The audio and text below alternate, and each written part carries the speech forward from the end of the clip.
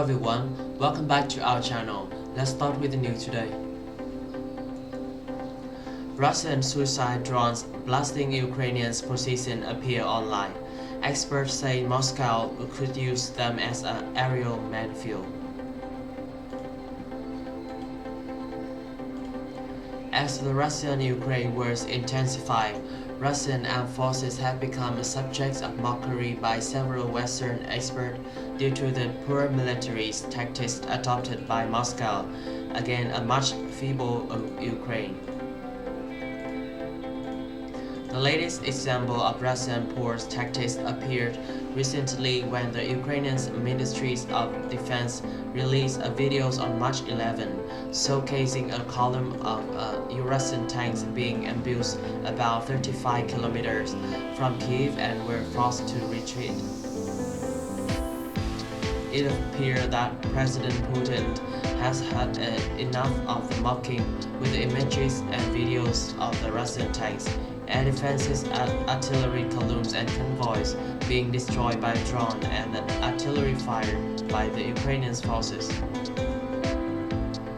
It appears that Putin may have finally decided to turn these tactics against the Ukrainian forces and give them a taste of their own medicine. The Russian Ministry of Defense has released a video on March 12, likely taken by an Orlan-10 UAV, showing Krasnopol laser-guided artillery strike in Kyiv Oblast. Orlan-10 is medium-range, multi-purpose unmanned aerial vehicle developed by the Russian Free Special Technology Center LLC in the state Petersburg. While this is not the first time Orlan-10 has been used by the Russian armed forces in Ukraine, the latest images from Ukraine sources also show the remains of what appeared to be a Russian-made kamikaze suicide drone that fell over the Ukrainian capital. Ukrainian sources have claimed that this drone contained a kilogram of explosive with metal balls and fell over the roof of a building in Podil neighborhood in Kyiv and set the roof on fire. The accompanying photos also shows clouds of smoke emerging out of the roof of the building. The drone featured in the images looked like a Kyiv kamikaze UAV, which is developed by Zala Aera Group, a Russian company that specializes in the manufacture of unmanned aerial vehicles. It is a subsidiary of Kalashnikov Group, famous for developing the world's most iconic weapon, the AK-47 assault rifle. It's true, this could be the first documented incident of Russian forces deploying loitering munition to Ukraine.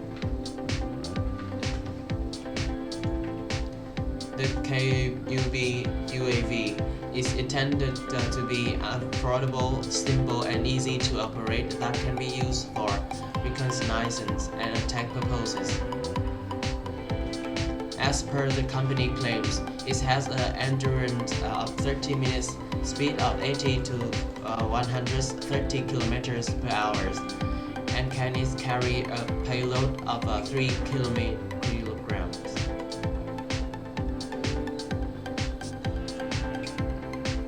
The drone has been used by Russian forces in Syria for striking targets in Idlib, northern Syria, according to report by a Russian state-owned news agencies Novosti and Russia Today. Responding to report, Colonel Mustafa Bakor, the official spokesman for the Jals Aziza, a rebel group in Idlib, told the New Arab that the Russian forces had tested kamikaze drones in Hama, Syria as early as 2016, which hit then targeted hospital and Brava mountain base. The Kyiv drone was first exhibited at the International Defense Exhibition in 2019 in Abu Dhabi, UAE. In late January, Kalashnikov Group announced that it will commence export of the Kyiv loitering munition in cooperation with Rosbot Export. This mini drone can be equipped with cameras and can loiter in the air while relaying enemy position to the troops on the ground.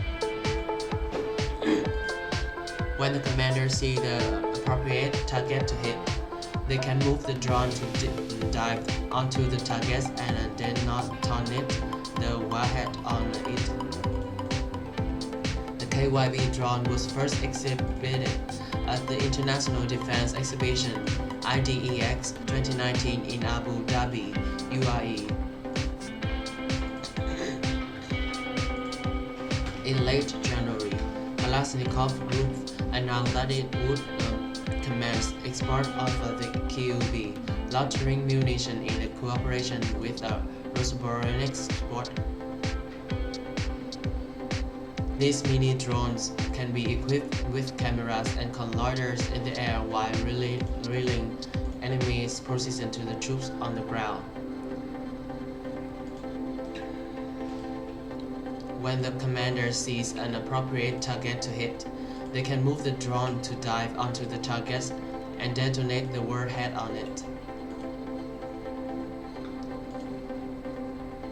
The warhead of the loitering munition are small, having explosion power like a grenade or less, which may not be used against hard targets like armored vehicles or tanks, but they can hit the enemy on the other side of the hill shield from observation or fired by terrain. Like moderns are in a defended position or fly into windows to take out the enemy position during urban combat. Also, there is another way of fielding loitering munition, and that is as a constant measure to sophisticated enemy UAVs, like the Turkish-made TB2 Bayraktar. The Russians are developing the Kyiv to use it as an aerial minefield and have proposed that against TB2s. They could launch a dozen Kyiv drones, given their swarm capacity to first identify a Bayraktar and then attack it. Samuel Bandat, an advisor with the Strategy, Policy, Plans and Programs, the US-based Center for New American Security, told Secretary Media on February 11. In 2020, Russian-backed forces in Libya, Syria, and the Nagorno-Karabakh regions suffered heavy losses due to strikes performed by TB2 Bayraktar drone and Israeli loitering munition. These battlefields outcomes were probably eye-openers for Russian military planners. Zala Aeros has also been developing a more advanced successor of the Kyiv UAV, known as the Lancet, which has three variants: Lancet 1, 2, and 3. Lancet has also been reportedly tested on the Syrian battlefield. This is the end of our news today. If you like this video, please like and subscribe to our channel. Thanks for watching and see you next time.